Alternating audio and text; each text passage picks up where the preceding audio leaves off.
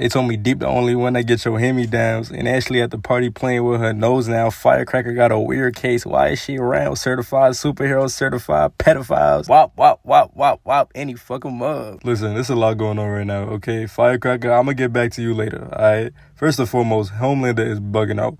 Like, honestly, I don't even know what they about to do with him, bruh. It got to the point where they gave up. Killing him not even the main priority anymore, bruh. They said, fuck it, we tried. Time to handle our personal issues.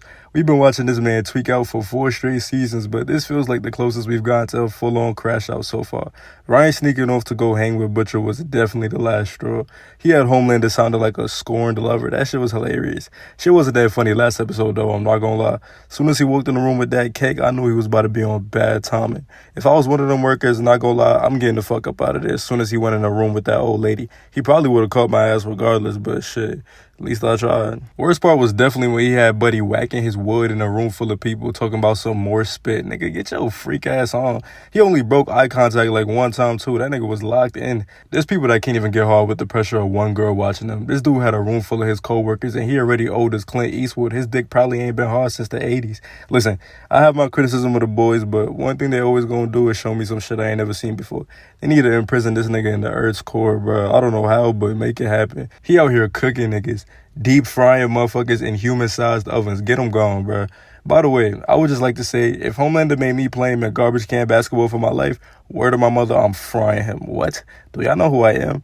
3rd to 6th grade was my prime, but best believe I'm not washed. I used to hit no looks, over the shoulders, sky hooks. Stop it. I was MJ himself. Yeah, I know he killed him anyway. I don't give a fuck. I just want to make it known I'm getting buckets before I die. Fuck you talking about.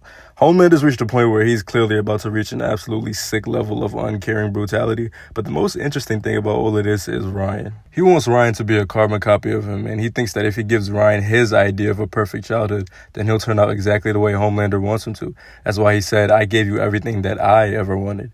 Unfortunately, Homelander came around a little bit too late. By the time he started poisoning Ryan, Becca had already instilled basic human morals like sympathy, empathy, and love into her son. The main factor in Homelander turning out the way he did was lack of love, lack of sympathy, and lack of empathy, and lack of anyone to give him a moral compass when he was a child. If Homelander got to Ryan and molded him from birth, things would have turned out differently, but once you have a set of morals instilled into you, it's 30 times harder to turn into an utter maniac. Billy realized this when Ryan came to the house and started crying about the fact that he accidentally killed a man. I also kind of thought during the episode that there was a chance that maybe Ryan saw that the cookies were laced and that's why he refused to eat them and then asked to leave. I'm pretty sure he has x-ray vision like his dad, I think.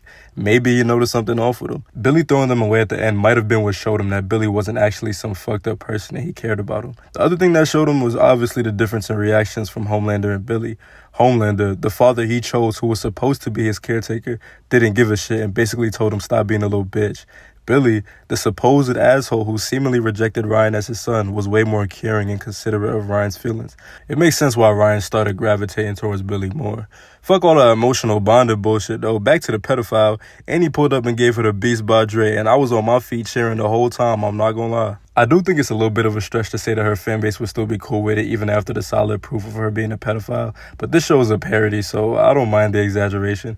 There are a few people in real life that would still find excuses for pedophiles. The overall theme of this season seems to be guilt and regret with characters like Kimiko, Frenchie, Billy, Hughie, Annie, and A-Train all going through some sort of remorse and being bothered by their past. That's probably my favorite thing about this season so far. Before it even came out, there was all this talk about how the show was getting boring and it would just be 2 more seasons of trying to kill Homelander, failing when they get close, then rinse and repeat.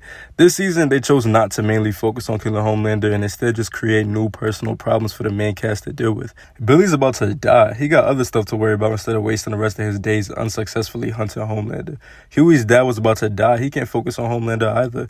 Annie's being targeted by half the nation. Who gives a fuck about a guy you can't even kill when your reputation's being slaughtered? Kimiko, shining light. Frenchie, murder or guilt. A-Train, well, I feel bad for being shitty. The show avoided falling into the repetitive pit, and that's definitely a good thing because this easily could have been a season where everything fell off. Instead, it's remained just as good as it was in the past. Is it hard going back to life without Soulja Boy? Yes, that nigga was fucking hilarious. He carried the fuck out of season 3. But season 4 so far has been a generally good season, if not better than the last season in my opinion. If we're talking about best characters of the season here at the halfway point, I mean, we gotta go with A-Train or Billy here. Sister Sage isn't one of my favorites, but watching her strategize is interesting. That shit with her brain freaky as hell though. Ew. Anthony Starr is putting up another ridiculous performance. This season's mirror scene was even better than last season's. I don't care what anybody says. It's Emmy time for him. Let's be real here. The scene where he's hunting Hughie is so good. I wish it was longer, even though that wouldn't really make sense. The longer it's stretched out, the more unlikely it would be that Homelander didn't catch him. Their relationship is so funny. Homelander's actually sick of that nigga, bro. He smelled that sweat and went absolutely bonkers. His existence bothers his soul. All the season has to do is remain consistent and end the season in a way that perfectly builds anticipation for the final season, and it'll be perfect. They did well with the first half, but it's not always easy to start the closeout of a show. We just gotta wait and see if the boys can do it.